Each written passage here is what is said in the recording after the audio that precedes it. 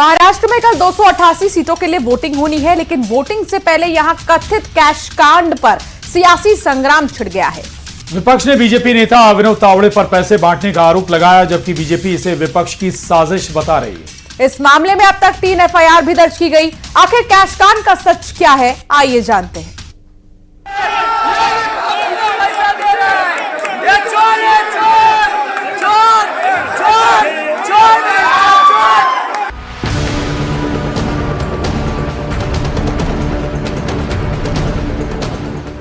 महाराष्ट्र में वोटिंग से पहले कैश कांड पर बवाल मच गया।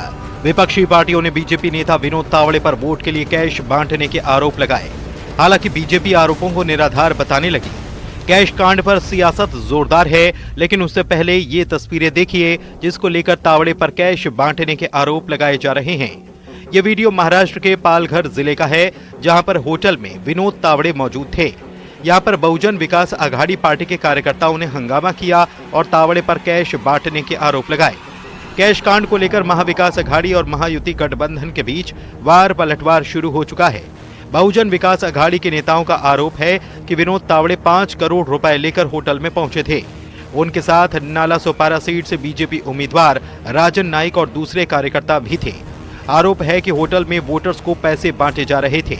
हालांकि विनोद तावड़े का कहना है कि वो होटल में पार्टी कार्यकर्ताओं से मतदान की तैयारियों पर बात करने के लिए गए थे। नाला सोपारा विधानसभा चुनाव क्षेत्र में कार्यकर्ताओं की बैठक चल रही थी। वहां पर चुनाव के दिन की जो आचार संहिता होती है कि जो वोटिंग मशीन है उस पर सील कैसे लगना है, सील आखिर में कैसे होना है, ऑब्जेक्शन अगर लेना है तो क्या करना होता है, ऐसी जो हम 12 बातें बताते हैं वो बताने के लिए मैं पहुंच जाता हूँ। सामने वाला जो पार्टी हमारे मित्र पक्ष है, इतन अप्पा ठाकुर जी है या क्षितिज है, उनके कार्यकर्ताओं को लगा के हम पैसे बांट रहे हैं। तो चुनाव आयोग उसके इंक्वायरी करे, पुलिस इंक्वायरी करे, सीसीटीवी फुटेज ले ले, तो उसमें वास्तव जो है, मैं तो 40 साल से पार्टी में हूँ। अप्पा ठाकुर मुझे जानते हैं, क्षितिज मुझे जानते हैं, सब पार्टी जानती है। तो जो वास्तव है वो सबको पता है, और फिर भी चुनाव आयोग ने निष्पक्ष इन्क्वायरी करनी चाहिए, ऐसा मेरा भी आग्रह है।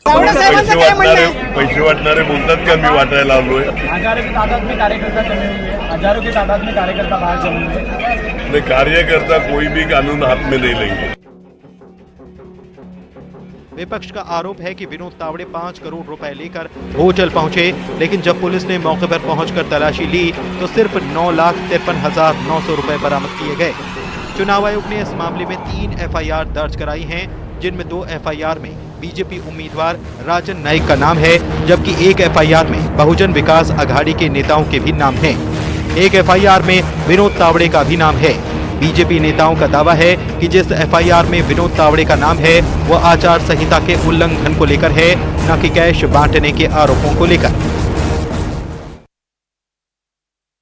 अजित पवारांचा नोट जिहाद आहे का? बांटेंगे और जीतेंगे, बांटेंगे, पैसा बांटेंगे और जीतेंगे। पहली बात, सीसीटीवी फुटेज दिखाएं जहां पर कि ऐसी कोई बड़ी चीज दिखाई पड़ रही हो। दूसरी बात, वहां बैठक हो रही थी और सिर्फ भाजपा के कार्यकर्ता थे।